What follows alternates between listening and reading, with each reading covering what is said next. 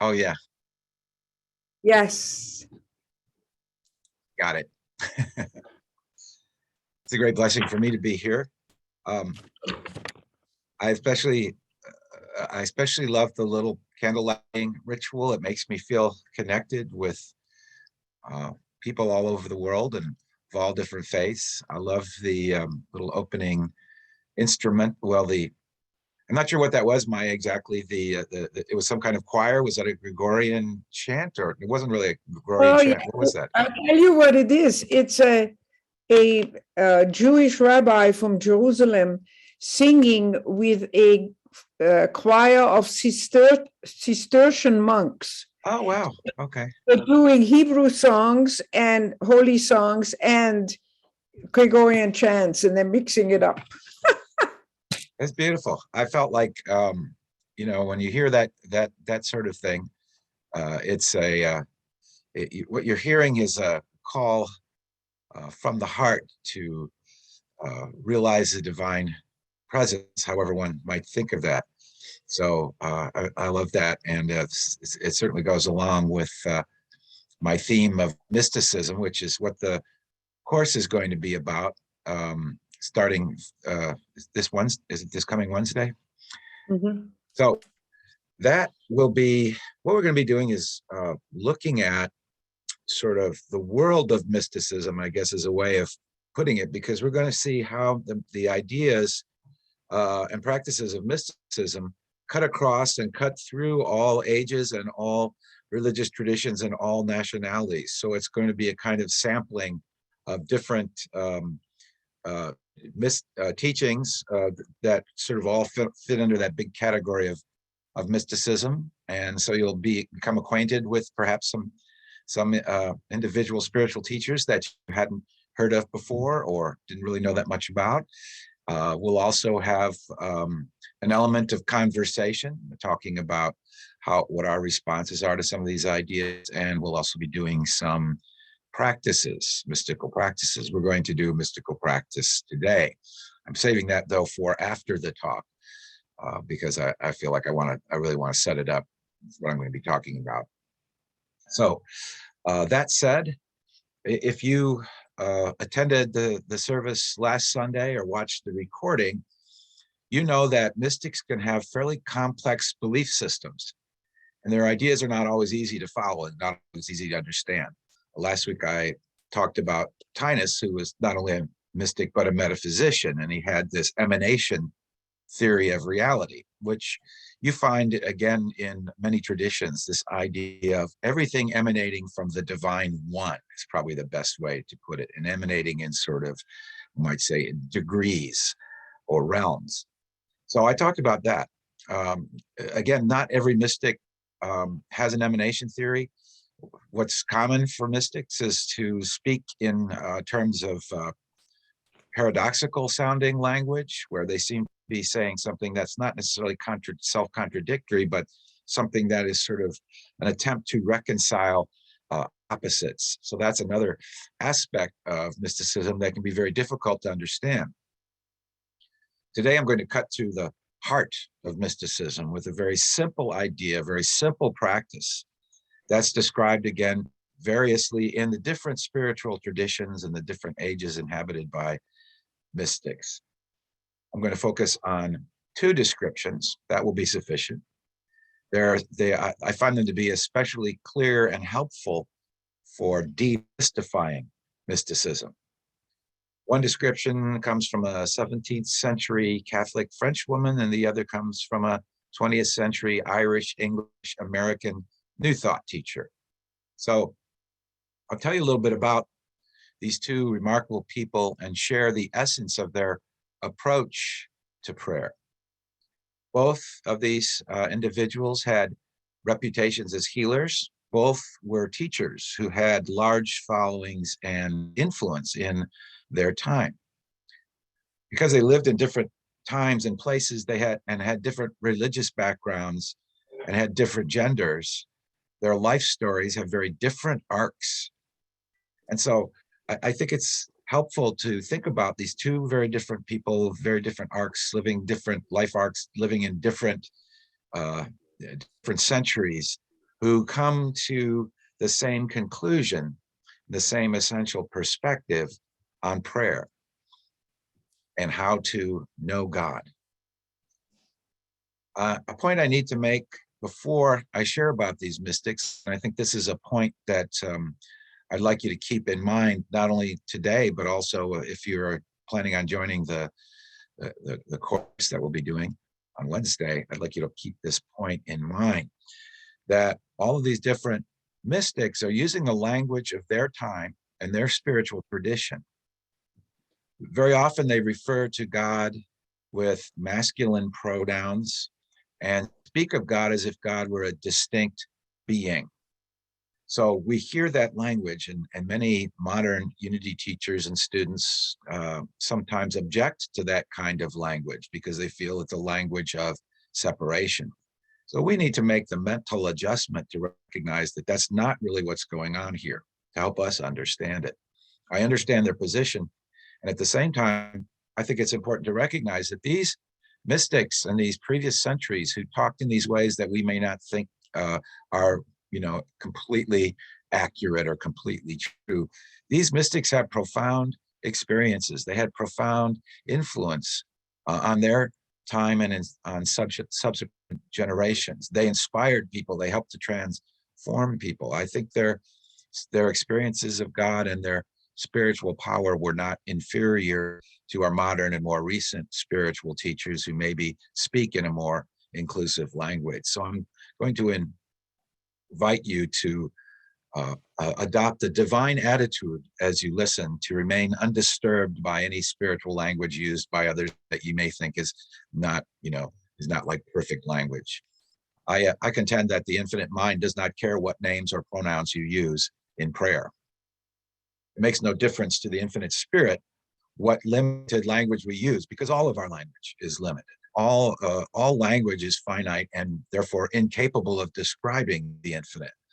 So it's more important for us to listen to and lean into the meaning behind the words, to allow that meaning to enter your consciousness and your understanding so that it can transform your experience as it transformed those who originally were acquainted with these mystics.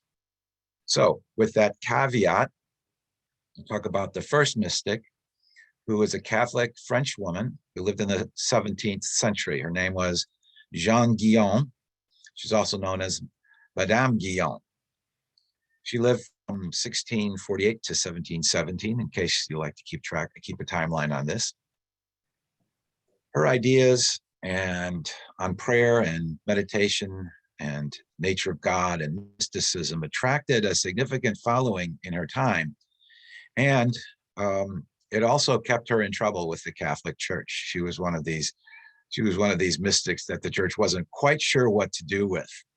In fact, she was expelled several times during her life from the different dioceses that she was living in, the different Catholic regions she was expelled from, and she was actually imprisoned in the Bastille for 8 years at one point.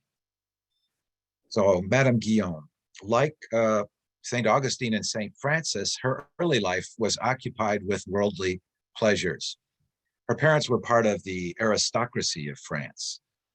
She was reportedly, according to the standards of the time, I guess, she was reportedly very beautiful as a young woman, and she was very popular in the aristocratic French society. So she was a popular guest and a person that people were attracted to and enjoyed having, partly because of her beauty, but also because of her intelligence. So eventually she married a very wealthy man who was some 20 years older than she was, and gave birth to 5 children. Tragically, 2 of her children died young of smallpox, and Madame Guillaume also contracted smallpox, which left physical scars on her face and somewhat diminished her physical beauty, as physical beauty was thought of in those times. And that beauty had given her, social advantage in some ways, and now that was lost. Her husband, who I said was very wealthy, actually also lost much of his wealth, but he still left enough to be a considerable fortune to his family when he died. Madame Guillaume was widowed at the age of 28. She used her wealth to help the poor and to build hospitals. She had a spiritual life that I want to say sort of came and went. She would sort of vacillate between being very devout and then and other times being more concerned with worldly things and worldly pleasures. Eventually, she learned about mystical prayer from a monk named Francois Lacombe, who was himself imprisoned for 27 years because of his teachings. So what they were teaching about spirituality was suspect, I want to say, to the Catholic Church in the mind of the Catholic official. Madame Guillen was reputed to have helped many people obtain mystical experiences and healings. The movement that Father Lacombe began and that she carried on was called, sometimes referred to as Quietism, because the emphasis was on being quiet and being still, right? And many people accuse the Quakers of being quietists, the same reason. So she led a difficult life in many ways, but she also lived a very successful and influential life in important ways. So what I want to share with you from her teachings, under her teachings on prayer, is from one of the books that she wrote. And Reverend Rosemary and others of you who read French would have the opportunity to read these in the original language, which I'm sure is more beautiful than an English translation. But the book specifically I'm drawing from is called A Short and Easy Method of Prayer. A Short and Easy Method of Prayer by Madame Guillaume. So one of the things she says in that writing is a kind of definition of prayer. Prayer, she wrote, is the application of the heart to God and the internal exercise of love. The application of the heart to God and the internal exercise of love. A very simple way of expressing this is just to seek God with love in your heart. So love is a sort of central theme and idea here, but especially the idea of seeking God, that this is the whole goal of the mystic, and this is what it says is really the goal of prayer. So it's about, she says, application of the heart to God. It's really about attitude, isn't it? It's about intention, having that intention in prayer to know or experience the divine. Another thing that she wrote in her short and her simple and easy method of prayer is that nothing is so easily obtained as the possession and enjoyment of God, for in him we live, move, and have our being. And he is more desirous to give himself unto us than we can be to receive him. So what is she saying here? She's saying this is actually easy. This is easy to do, and it's easy to do because it is what God wants for us, is the way, she would put it in the language of the times. When we think about God as the infinite, as infinite spirit everywhere present, the source of all present within us, we can easily see that the will of the infinite is to be received in our hearts and our consciousness. What else could it be but to know itself in us? So this is the impelling desire, we might say, the will of God. And again, this is sort of speaking in anthropomorphic terms, I realize. So we might think of it as, this is the divine impulse. This is the intention of the universe. This is the flow of the divine. So your desire to know God really is God's desire within you. God's desire within you to know God's self. So the idea here is that in doing this, we are cooperating with the universal will. We are cooperating with the divine source. And so this, in a sense, is easy, it's natural. You can just think of it in that way. Again, she writes, our direct and principal exercise should consist in the contemplation of the divine presence. We should be also exceedingly watchful and diligent in recalling our dissipated senses. Okay, so now I need to put this in maybe a little more understandable terms. In the simplest possible way, it's turning your attention inward to God. That's what she talks about in recalling our dissipated senses.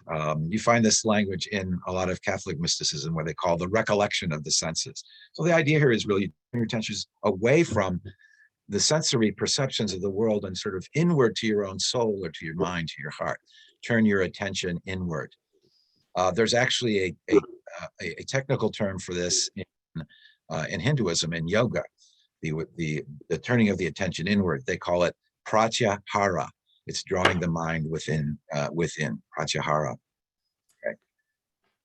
So then her next advice in her little essay is, she says, the method they should practice, they that being beginners or people who are first learning about this, the method they should practice is this. They should first learn this fundamental truth that the kingdom of God is within them, that it is there, and that it is there, only it must be sought. Okay, must be sought. So she quotes from teaching of Jesus, the kingdom of God is within you. That particular saying of Jesus is very popular among Christian mystics, the recognition of the divine within. So you've heard that probably a million times in your experience in unity. The kingdom of God is within you. So that's the thing that we need to recognize in this approach to prayer. She goes on then to sort of recommend a way of starting this inward turning. She says they should repeat the Lord's Prayer in their native tongue, pondering a little upon the meaning of the words and the infinite willingness of that God who dwells within them. So it's obviously, when you look at mysticism in the larger scope of things, it's not absolutely necessary that the first thing you start with is contemplation of the Lord's Prayer.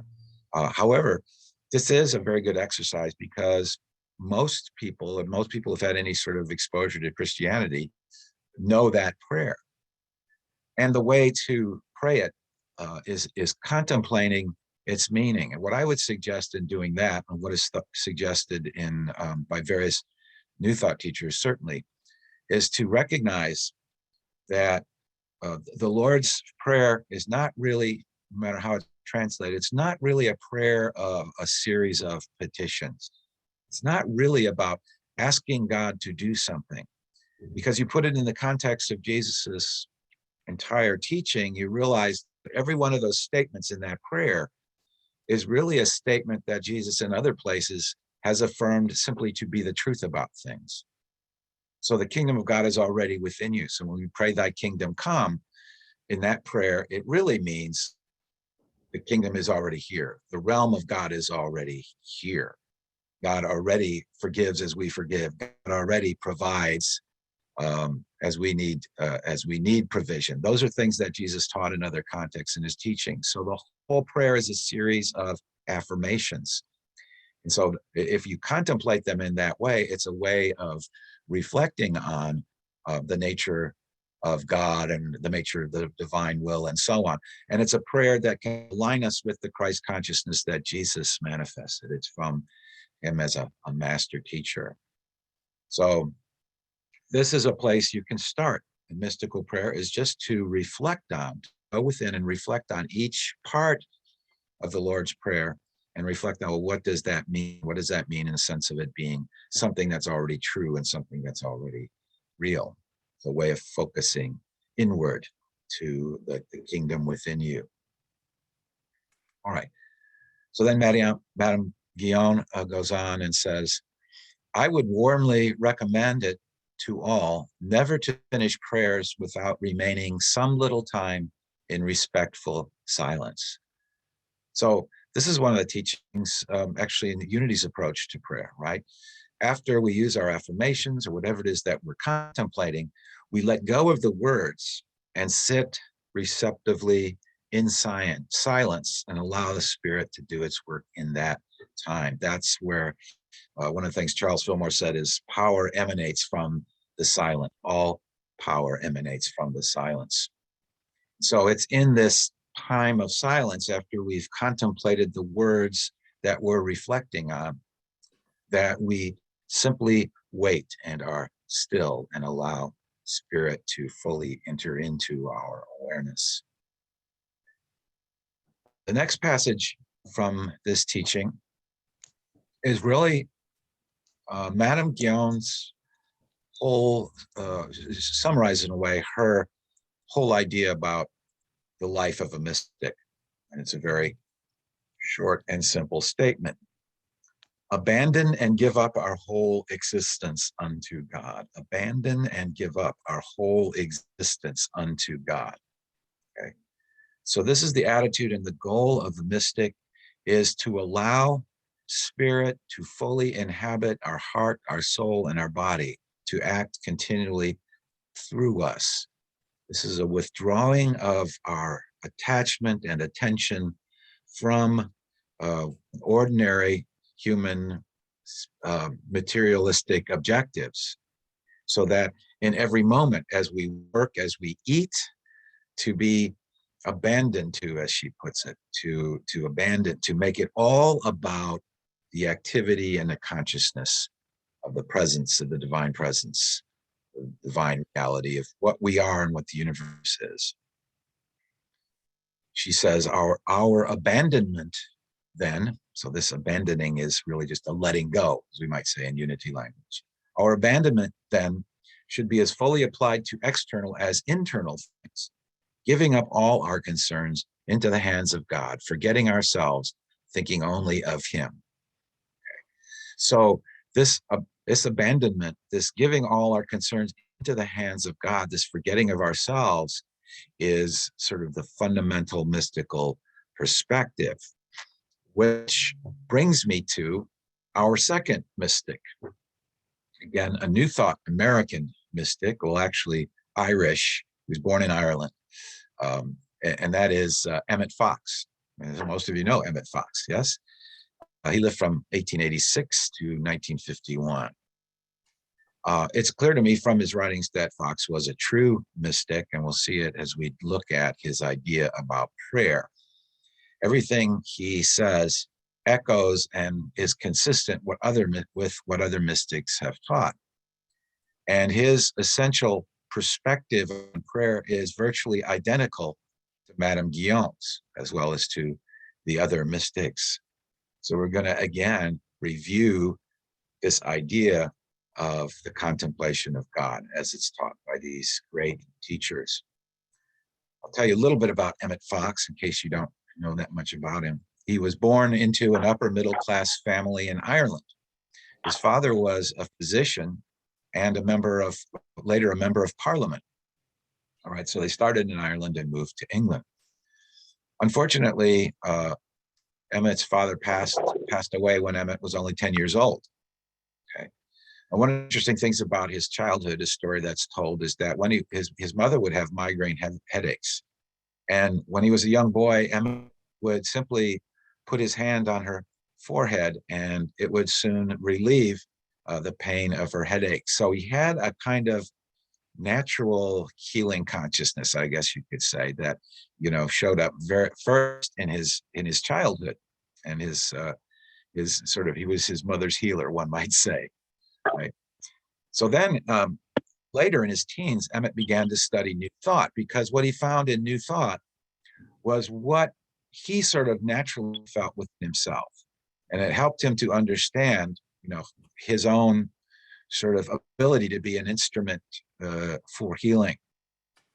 While he was studying New Thought in England, he became acquainted with Thomas Troward, who was really one of the leaders and one of the great inspirers of New Thought in England, in the United Kingdom.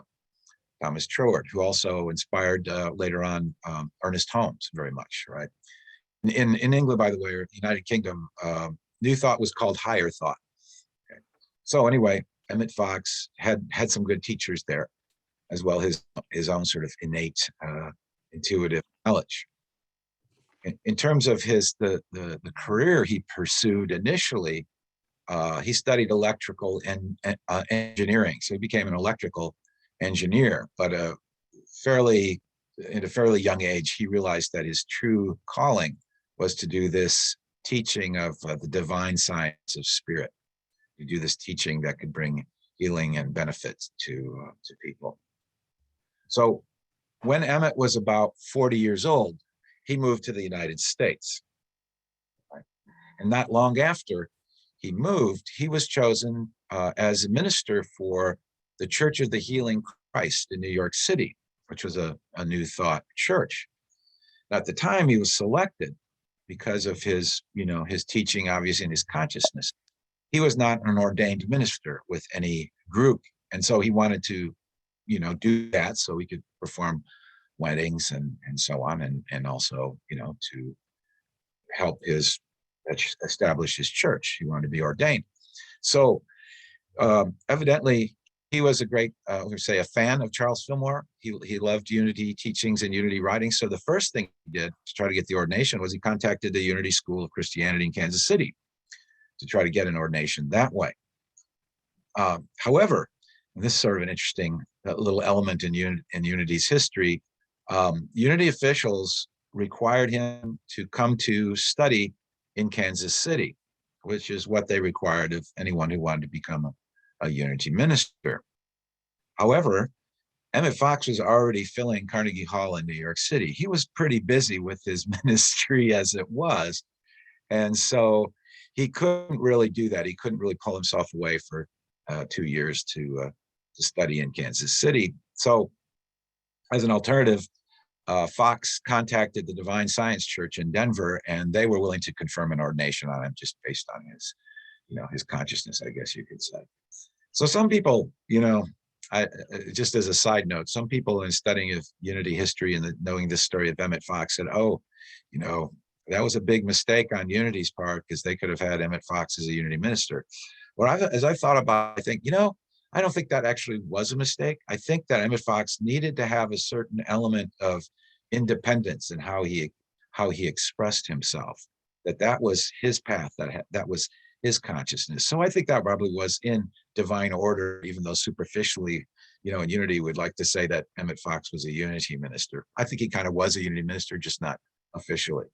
In any case, Emmett Fox then, of course, went on to have this very successful ministry in New York. He sold millions of copies of his writings, of his books. One of the best sellers was his book, Sermon on the Mount. It's one of the best-selling New Thought books of all time, which is basically an interpretation of the teachings of Jesus, from a New Thought perspective.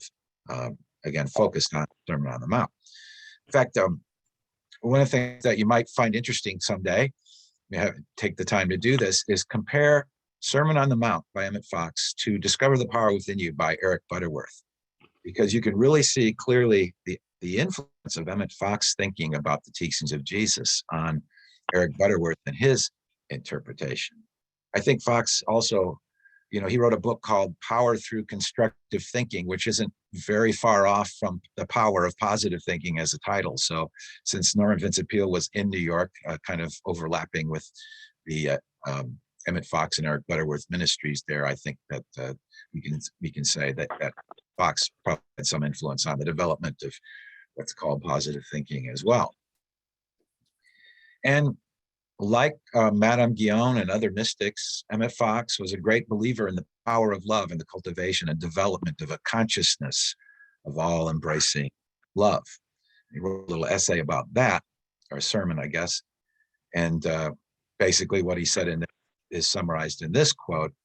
He said, there is no difficulty that enough love will not conquer, no disease that love will not heal, no door that enough love will not be open. So that will not open. So he thought, in a way, to the extent of love as being sort of a panacea for all human difficulties.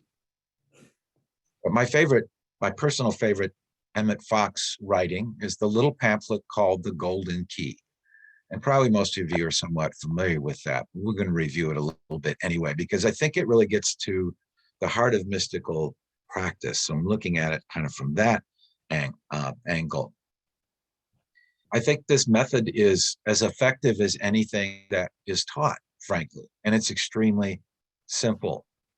And I also believe that the practice of what he calls the golden key is an approach to prayer that can not only result in what we love, a lot of times call answered prayer, or some people call miracles, but even more importantly, this is a path of mysticism. This teaching, the golden key, really is a path of mysticism, is a method of mysticism, which means if we do this consistently, it leads to the possibility of that experience of divine union. And that's one of the reasons I'm certain Emmett Fox should be classified as one of the great mystics of the 20th century. So again, I'm sure you're familiar with this, but I'm going to share a couple of the key passages just to sort of refocus our attention on what the golden key is. Okay. So he writes in that work, in scientific prayer, it is God who works and not you.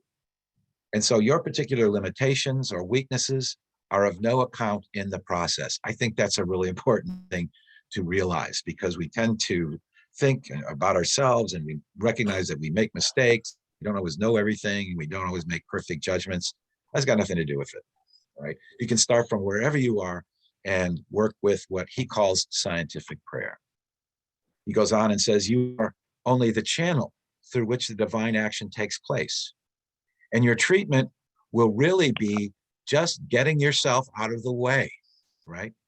All that is absolutely essential is to have an open mind and sufficient faith to try the experiment. Apart from that, you may hold any views on religion or none. So what he's saying here, and this is also kind of consistent with what Charles Fillmore taught, it doesn't really make any difference what you believe when you start this. You do it as an exercise. You do it as an experiment. You have just enough faith to try it. And your beliefs have nothing to do with it. Whatever religious beliefs or dogmas you may hold to actually don't impact how this works, how this scientific approach to prayer works. It's an effective method of praying. It's because it's really about opening to an experience. It's not about holding to any belief system. In a sense, we actually start from whatever our belief system is. Okay. Even if a person doesn't believe in God at the outset, by using this method, they may come to know that reality and find that what they are doing has a powerful effect in their lives. So what's this golden key? You summarize it really clearly, really simply, right? This is all you really need to know on the spiritual path in a way. You said the actual method is simplicity itself. All you have to do is this: stop thinking about the difficulty, whatever it is, and think about God instead. Stop thinking about the difficulty and think about God instead. When you think about it, that's, that, and in effect summarizes what Madame Guillaume was saying too. Just forget about all the outer stuff. Focus your attention on God, right? Focus your attention on knowing God. Set your heart on that. Okay. So how do we think about God instead? Well, one of the things he says is that work by rehearsing anything or everything you know about God.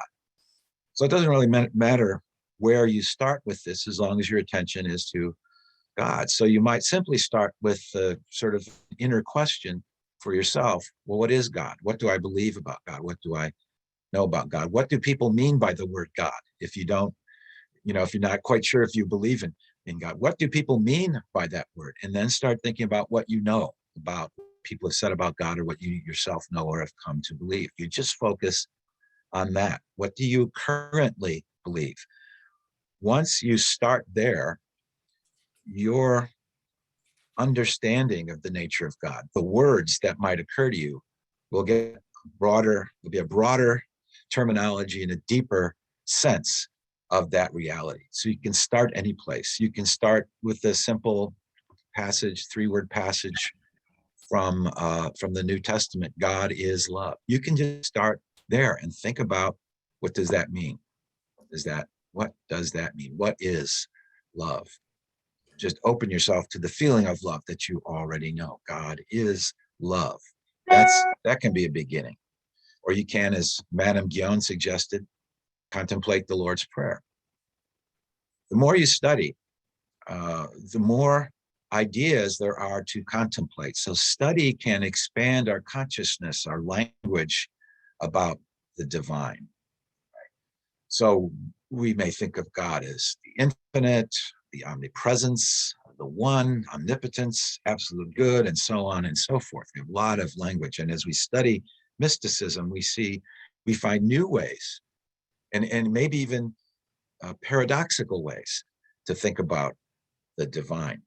And so study, I think, is an important element of prayer, because study gives us the language. It gives us the concepts that we can take into prayer and contemplate when we want to think about God, when we want to take our attention off the problems. So Fox goes on and says, if you can become so absorbed in this consideration of the spiritual world that you really forget for a while about the trouble concerning which you began to pray, you will presently find that you are safely and comfortably out of your difficulty, that your demonstration is made. And again, this is drawing your attention inward, abandoning yourself to God, really losing your consciousness of anything other than God. Now, I've been working with the Golden Key and other approaches, frankly, to prayer meditation for a long time, but I think of the Golden Key as kind of the essence of it, right? The first time I consciously applied this method, I'd read about it, I said, okay, I'm going to try this. And Emmett Fox would refer to doing this as, I'm going to Golden Key this situation. That's all you do, and then you start thinking about that. Right? So I was experiencing a very sore and very swollen throat, and I was having difficulty swallowing, and this had been going on for a while. I decided to Golden Key it, right?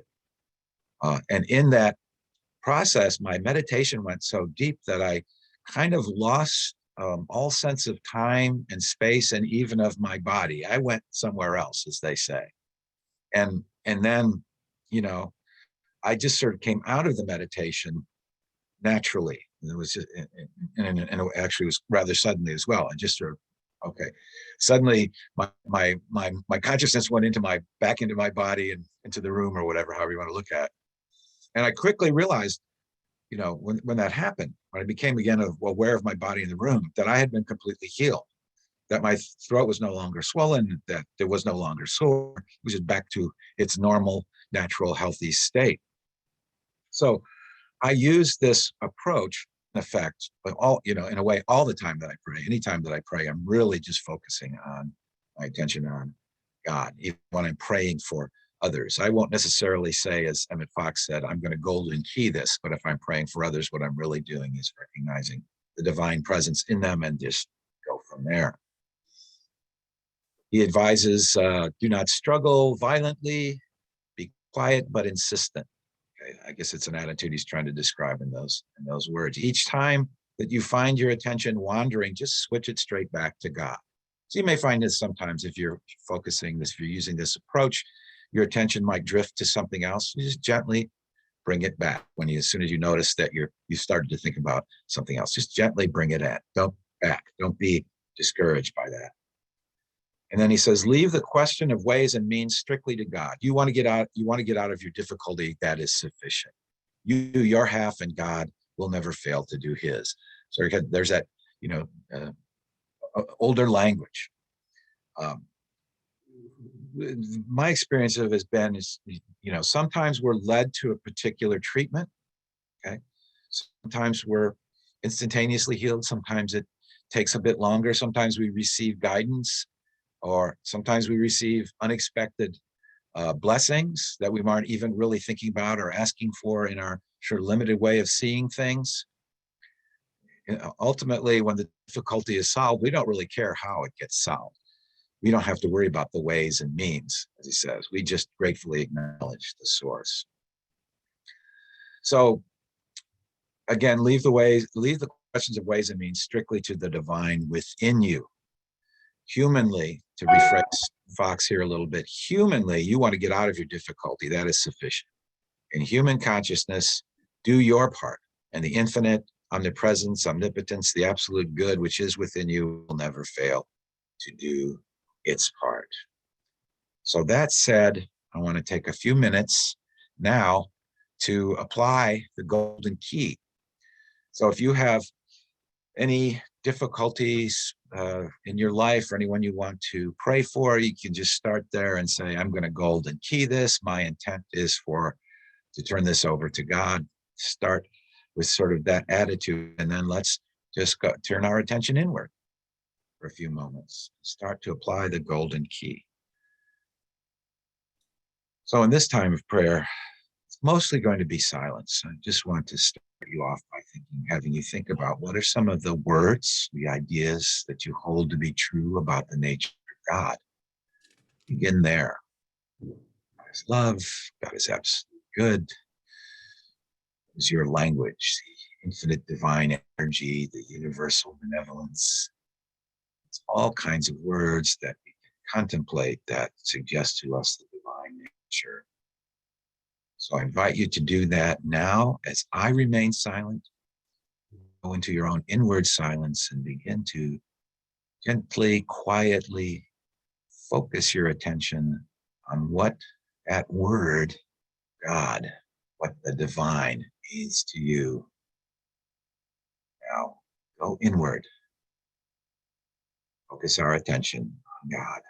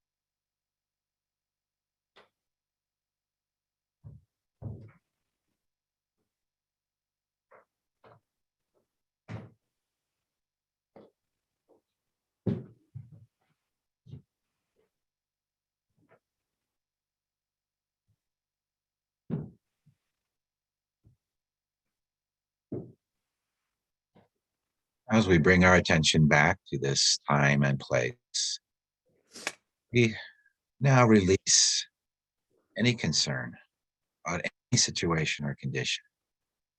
Maintain our attention on the absolute truth that the divine is here now, providing all that we need, giving us life, light, and love.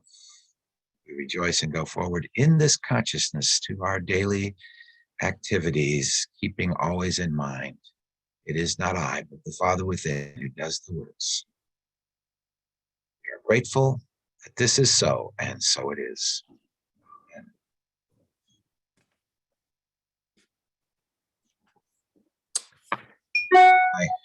I ask your pardon for running a little over. I got a little carried away in the talk part. Okay, it's okay, it's okay.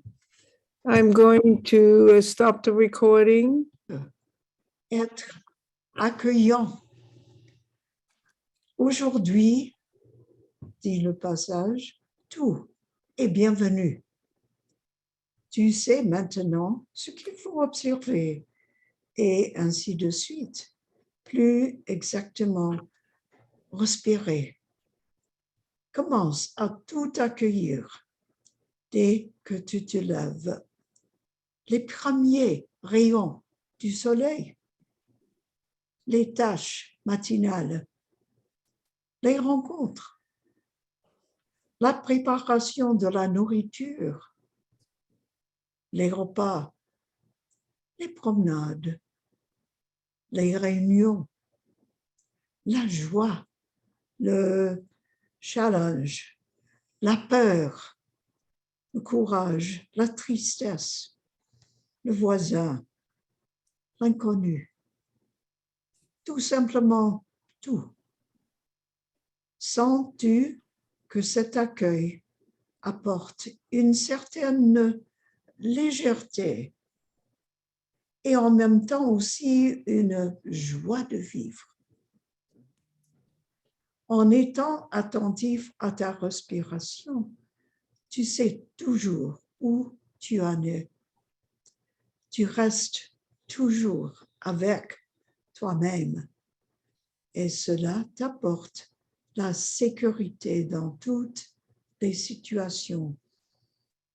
Ainsi, l'inconnu devient soudainement familier. Et puis, elle nous donne un exemple inspirant d'accueillir tout et de se sentir confiant, zen, se sentir zen. Et l'exemple, c'est le ronronnement d'un chat. Il est merveilleux d'avoir un chat qui ronronne sur tes genoux.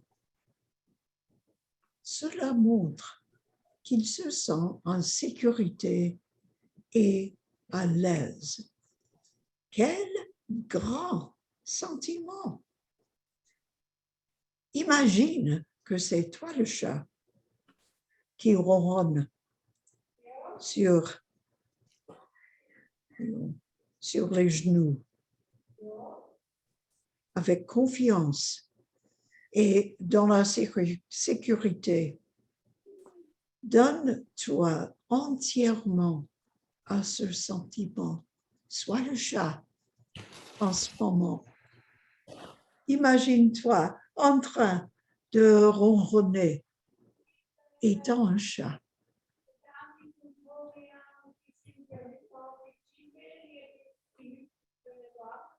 Tu peux le faire. Tu as tellement travaillé sur ta sécurité que ça devient une vraie joie. Tu peux en être fier. Continue de cette manière sur ton chemin. Sois ouvert. Souhaite la bienvenue à tout.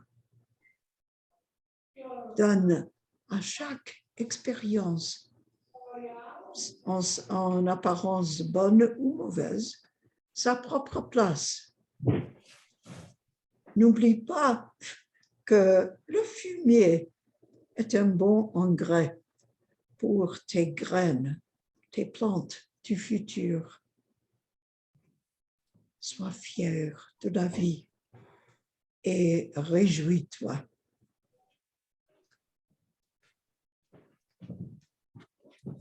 Et c'est ainsi. Alors, je vais nous imaginer tous cette semaine, un chat, oui, qui ronronne. Et maintenant, je vais partager mon écran. Je pense. Et je vais répéter la pensée de la semaine dernière de Thich Nhat Hanh, qui est vraiment mystique et vrai.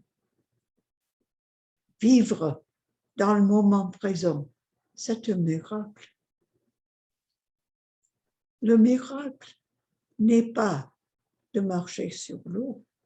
Le miracle est de marcher sur la terre verte dans le moment présent, d'apprécier la paix et la beauté qui sont disponibles maintenant. Nous sommes ici pour nous éveiller de l'illusion d'être séparés.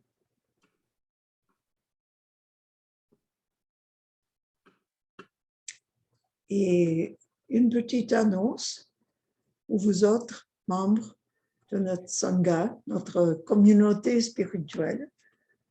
Nous parlons d'offrir un cours à commencer, je ne sais pas, au mois d'avril, pour ceux qui aimeraient mener des sessions régulières de réflexion, méditation et prière en français, avec un petit groupe de voisins, d'amis. Nous vous invitons à soumettre votre nom et votre email si cela peut vous intéresser. Envoyez-le moi à reverohyde@gmail.com en bas là. Nous vous invitons aussi à avertir d'autres que vous connaissez n'importe où, qu'ils habitent au monde, s'ils veulent mener des sessions de réflexion, de prière, de silence, de quoi que ce soit spirituel, chez eux, en français. C'est très simple,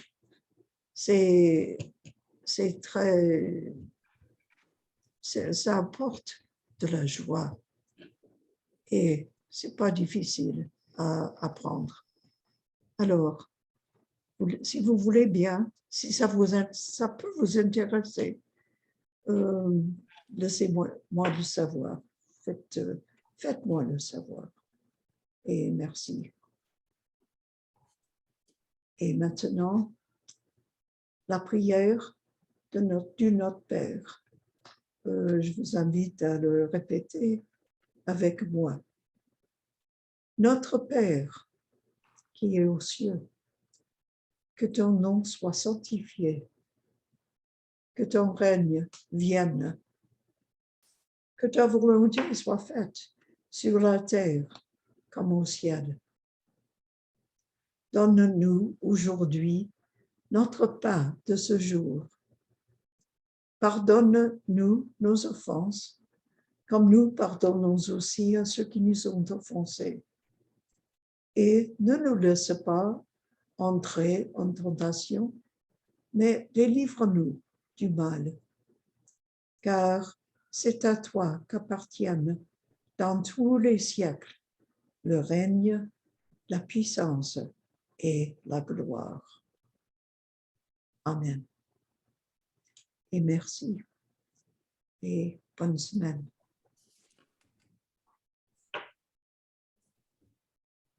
Merci, Rosemary. Merci beaucoup. Namaste.